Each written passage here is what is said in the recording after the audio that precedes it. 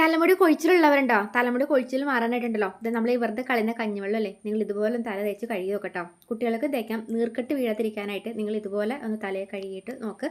പിന്നെ ഇതുപോലെയാണ് നിങ്ങൾ തല കഴുകുന്നതെങ്കിൽ കുട്ടികൾക്കൊക്കെ തലയിൽ ഈ പേൻശല്യവും അതുമല്ല നമ്മുടെയൊക്കെ തലയിലാണെങ്കിൽ താരനൊക്കെ അല്ലേ, അതൊക്കെ മാറാനൊക്കെ ആയിട്ട് നല്ല കേട്ടോ.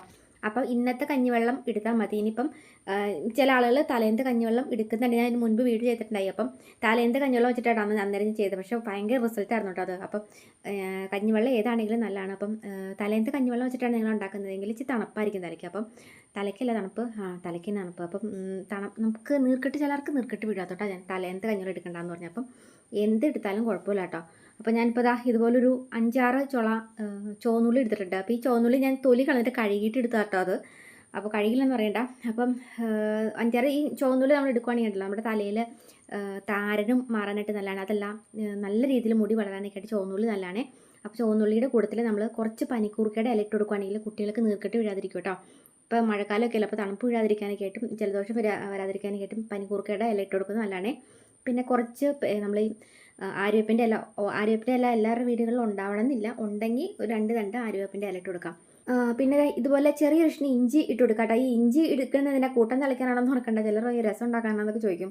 ഈ ഇഞ്ചി ഉണ്ടല്ലോ, നമ്മുടെ സ്കാൽപ്പിൽ ഈ വരുന്ന ബാക്ടീരിയൽ ഇൻഫെക്ഷനൊക്കെ ഉണ്ടല്ലോ, അത് മാറാനായിട്ട് വളരെ നല്ല കേട്ടോ. മിക്കവർക്കും തന്നെ അറിയത്തില്ല. ഈ തലയിൽ താരനൊക്കെ ഉണ്ടെങ്കിൽ ചൊറിച്ചിലൊക്കെ ഉള്ളവർക്ക് ഈ ഭയങ്കര നല്ലതാണ് ഇഞ്ചി. അപ്പോൾ ഇഞ്ചി ചെറിയ കഷ്ണം ഇട്ട് കൊടുക്കുന്നത് നല്ലതാണ്. അപ്പോൾ ഇഞ്ചി ഇട്ട് കൊടുത്തിട്ട് ചെമ്പരത്തിയുടെ പൂവ് കിട്ടുമെന്നുണ്ടെങ്കിൽ 1, 2, 3 ചെമ്പരത്തിയുടെ പൂവ് ഇട്ട് കൊടുക്കാം കേട്ടോ.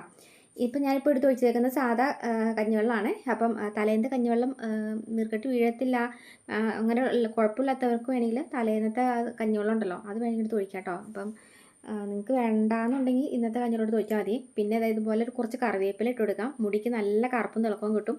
കറ്റാർവാഴ ഉള്ളവർക്ക് വേണമെങ്കിൽ കറ്റാർവാഴയുടെ ഒരു കുഞ്ഞു തണ്ട് മുറിച്ചിട്ട് കൊടുക്കാം കേട്ടോ. മുടിക്ക് നല്ല കറുപ്പും തിളക്കവും കിട്ടാനായിട്ട് നല്ലതാണ്. പിന്നെ അത് മാത്രമല്ല മുടി നല്ല പെട്ടെന്ന് വളരാനൊക്കെ ആയിട്ട് നല്ലൊരു ഹെയർ കണ്ടീഷണർ എടുത്ത് യൂസ് ചെയ്യാം കേട്ടോ. ഇതാകുമ്പോൾ വേറെ സൈഡ് എഫക്റ്റോ കാര്യങ്ങളൊന്നും തന്നെ ഇല്ലല്ലോ. വീട്ടിൽ തന്നെ നമ്മൾ നാച്ചുറലായിട്ട് ചെയ്തെടുക്കുന്നതല്ലേ. അപ്പോൾ ഓരോരോ കെമിക്കലും അതൊക്കെ നമുക്ക് ഓരോന്ന് തലയിൽ വാരി തേക്കുന്നതിലൊക്കെ ഒരുപാട് നല്ലതാണ്. അപ്പോൾ ഇങ്ങനെയൊക്കെ നിങ്ങൾ ഹെയർ കണ്ടീഷണർ ഉണ്ടാക്കിയിട്ട് തല കഴുകുന്നത് കേട്ടോ. നന്നായിട്ട് അരിച്ചെടുക്കണേ. ഈ പൊടിയും പൊട്ടൊക്കെ ഉണ്ടാവും ഈ ഉള്ളിയുടെയും അതുപോലെ തന്നെ ഒക്കെ. അപ്പം നന്നായിട്ട് ചെറിയ അരിപ്പയിൽ 1-2 തവണ അരിച്ചത് ഇതുപോലെ എടുക്കുക. പിന്നെ ഇത് അരിച്ചെടുക്കുമ്പം ചില ആളുകൾക്ക് ഈ ഒരു ചുവന്നുള്ളിയുടെ ഒക്കെ മണം തലയിൽ വരുമ്പോൾ ഇഷ്ടപ്പെടത്തില്ല, പ്രത്യേകിച്ച് കുട്ടികൾക്ക്. അപ്പം അങ്ങനെ ഉണ്ടെങ്കിൽ കുറച്ച് ഒരുപാട് ഷാമ്പു വാരിക്കോരിയിട്ടുണ്ടാവും.